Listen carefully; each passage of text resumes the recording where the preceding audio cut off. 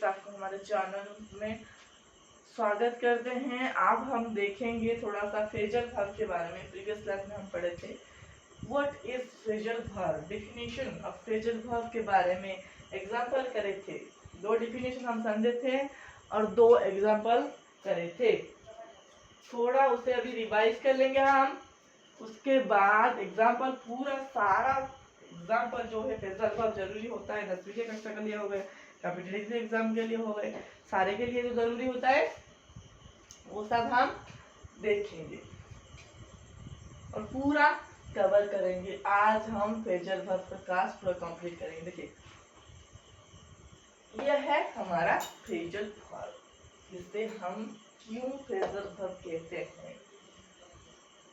एक और 2 वर्ड को मिलके एक तीसरा वर्ड सृष्टि करती है, जिसे हम मेन वर्ब, और मेन वर्ब एक रहता है और एक रहता है पार्टिकल वर्ब। ये जो मिलके 2 जो नया हम निकालते हैं फ्रेजल वर्ब, उसका मीनिंग का कनेक्शन इसके साथ बिल्कुल ही नहीं होता है।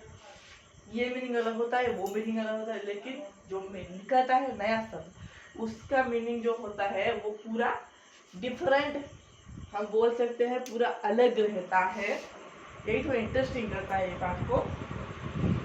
देखिए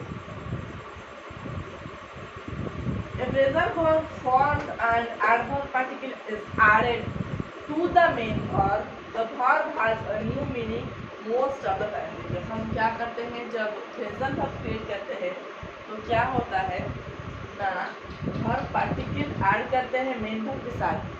इससे क्या होगा, इससे ये होगा कि हम एक नया वर्ब को क्रिएट करते हैं जिसको हम फ्रेजल वर्ब बोलते हैं। वो क्या होता है, वो पूरा अलग मीनिंग देता है, वो दूसरे के मीनिंग के साथ उसका कोई कनेक्शन नहीं रहता है, वो एक नया मीनिंग छोड़ता है। देखिए example, Sayapatri and Sukumar looked at each other. देखिए लुक्ड एक है मेन वर्ब, एट हो गया एक और पार्टिकल, ये दोनों मिलके क्या बना है, लुक्ड एट। ठीक, लुक्ड एट का मतलब परस्पर को देखना। The child looked up the word in all directions. देखिए looked प्लस up हो गया, looked up जो हो गया, इसका मीनिंग हो क्या, खोजना, डिक्शनरी में खोज रही है वो। लुक का मतलब देखना हो गया, अप का मतलब ऊपर, तो ऊपर देख के तो डिक्शनरी नहीं निकलेगी, नीचे में निकलेगी। तो इसका मतलब देखिए फ्रेजल वर्ब जो है वो क्या कहती है कि अगर हम बात करें लुक्ड एक अलग मीनिंग है, अप एक अलग मीनिंग, लेकिन वो दोनों जब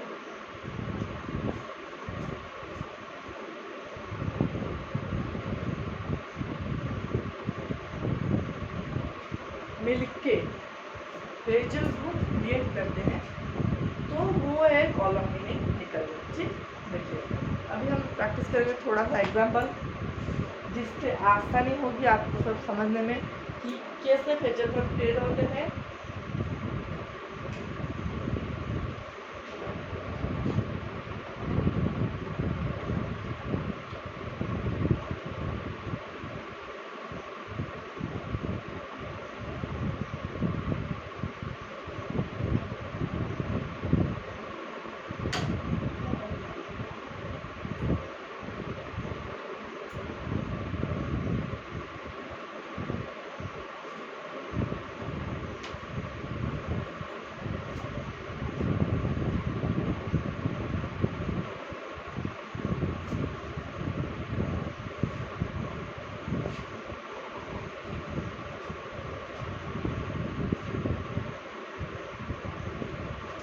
देखिए अब हम फ्रेजल वर्ब को थोड़ा सा एग्जाम्पल देख लेंगे।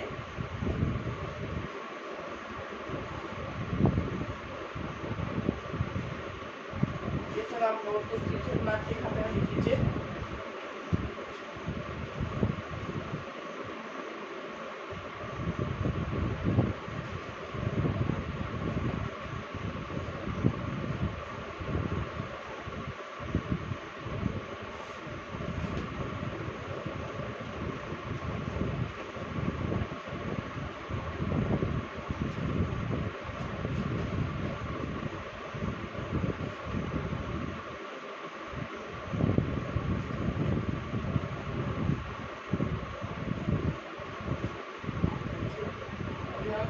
डालेंगे।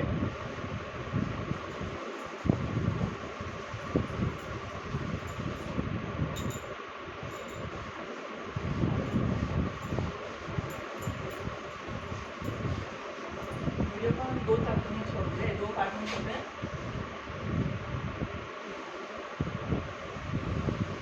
एक हम बात करेंगे इंट्रांजिटिव फॉर्म के बारे में, दूसरे में ट्रांजिटिव फॉर्म। ठीक, अभी हम देखेंगे intransitive phrasal form.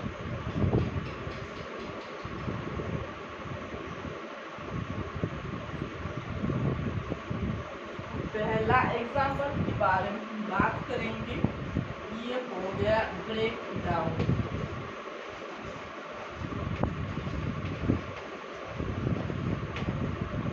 Break down का मतलब क्या होता है? देखिए, ब्रेक डाउन का मतलब ये होता है कि दुख में पूरा टूट के बिखर जाना। ब्रेक डाउन को हम दुख में यूज करते हैं जब भी हम एक सेंटेंस इससे बना सकते हैं कि पापा के गुजर जाने से बच्चे सारे पूरा टूट के बिखर गए हैं। ये जो टूट के बिखरना है एक फ्रेजल वर्ब का ब्रेक डाउन, ब्रेक डाउन। देखिए, break down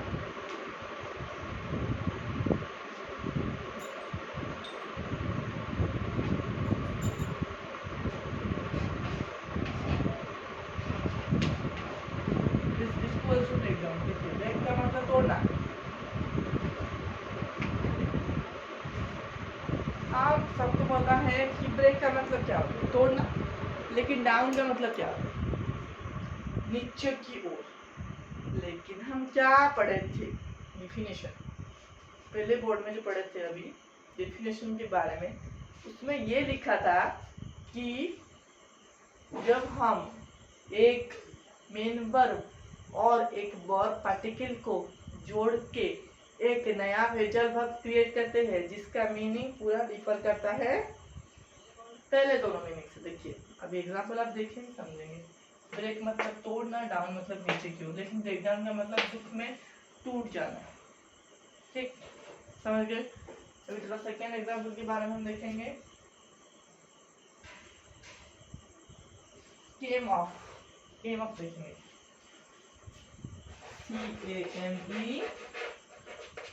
CAMEOFF, came of.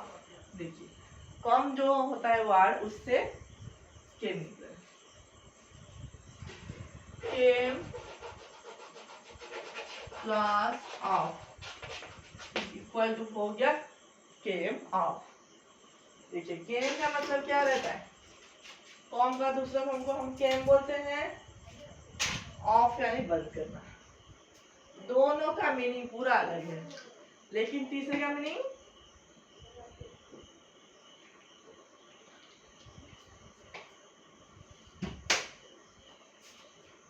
Meaning पूरा उससे अलग है। कॉम हियर, पास आउट, ऐसा इसका मतलब कॉम का मतलब पास, ऑफ मतलब बंद होना। लेकिन तीसरा जो मीनिंग निकल रहा है, हम बात करें तीसरे मीनिंग के बारे में। तीसरा मीनिंग है घटना। कोई घटना घटी है उसको सूचित करने के लिए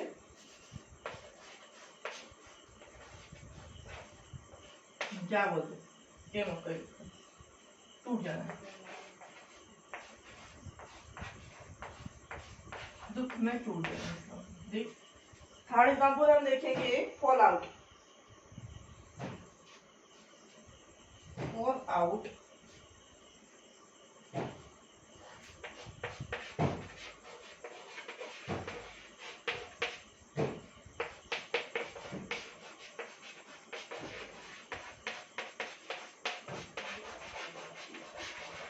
देखिए, फॉल आउट हो गया। फॉल यानी फॉलिंग डाउन, फॉलिंग डाउन, टूट जाना। फॉल का मतलब होता है टूट जाना, आउट का मतलब gate out from this room, बाहर निकल जाओ मेरे घर से, ऐसा हो गया। आउट का मतलब बाहर निकलना, तो ये बाहर निकला। और फॉल का मतलब हो गया क्या? फॉल का मतलब है कि टूट जाना, फॉलिंग डाउन, टूट गया, गिर गया, ऐसा। और इसका जो मीनिंग अभी निकलेगा फॉल आउट में लिख के, इसका देखो ये बहुत इंटरेस्टिंग है। इसका मतलब होता है झगड़ा करना।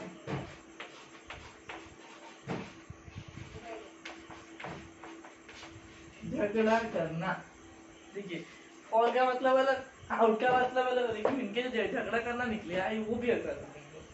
झगड़ा करना मतलब two girls are fell out, मतलब दो लड़के झगड़ा कर रही है एग्जाम्पल के साथ। देखिए 4 नंबर हम लिखेंगे गेट अप।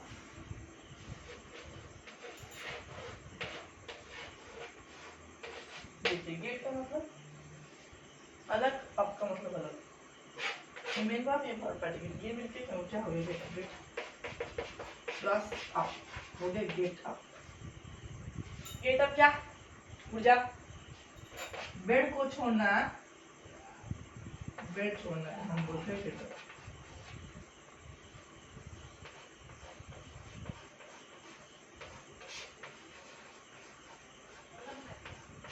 हम बोलेंगे कि सज्जा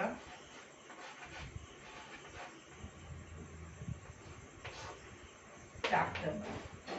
बेड को छोड़ने का मतलब होगा gate up, get up from your bed. Bed से उठ जाइए, पास आउट। 5 एग्जाम्पल हम बात करेंगे पास आउट के बारे में। पास मतलब पास है फेल, ऐसा रहता है एग्जाम में, तुम क्या पास हो गए या फेल। 8 हो गया pass. Away, stay away from me, मेरे से दूर रहिए, इसका मतलब है अवे, ठीक। लेकिन पास और अवे मिलके क्या हो गए? Pass away. 80 की उम्र में वो चले गए, प्राण त्याग कर दिए, छोड़ के चले गए। यही तो जो रहता है पास अवे, मतलब कि देह त्याग करना।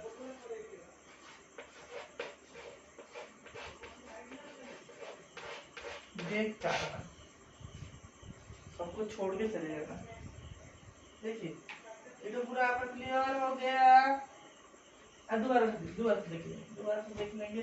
कहीं डाउट अगर रह गया होगा तो आप कमेंट सेक्शन में बता सकते हैं, लेकिन फिर भी हम दोबारा तो देखेंगे जरूर, क्योंकि रिवाइज आपका हो जाएगा, याद भी रह जाएगा दोनों तरफ से, काम पूरा इजी।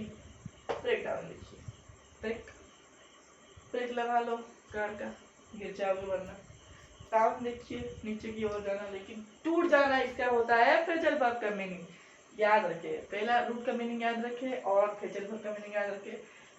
केम ऑफ हो गया घटना घट जाना।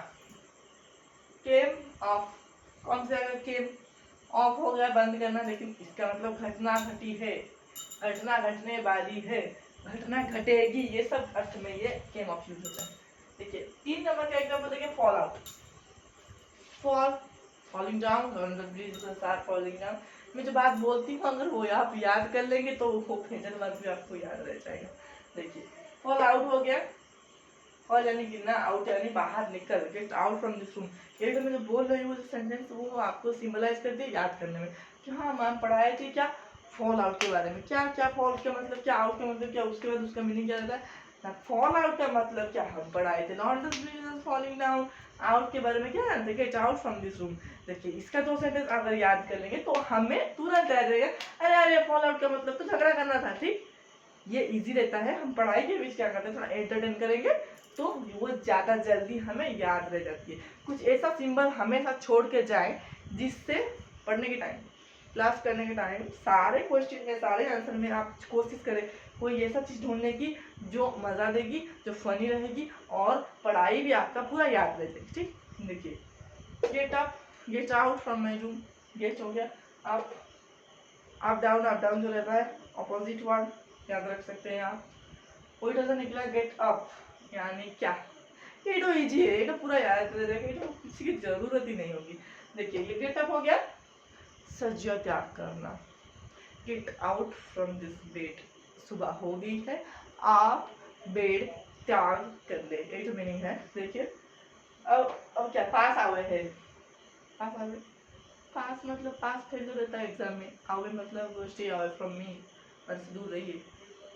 लेकिन ये तो बेड के क्या बनते हैं, देह त्याग देना, मतलब कि वो जो प्राण त्यागना बोलते हैं, वही का मीनिंग ये छोड़ रहा है। तो देखिए आज हम जाने 5 एग्जाम्पल, 6-7 तो जो दोनों थे पिछले बोर्ड में। अभी थोड़ा तबीयत मेरी बहुत खराब है, सिर पूरा दुख रहा है, तो अभी क्लास को हम एंड करते हैं। दूसरे क्लास में आप पूरा एग्जाम्पल के साथ पूरा कवर करेंगे। आशा करती हूँ आप इसे याद कर ले, पढ़ाई के टाइम थोड़ा थोड़ा बीच बीच में अगर ये साथ देंगे चीजें तो वो याद रह जाएगी। Like share and subscribe to our channel. Thank you so much for watching our video.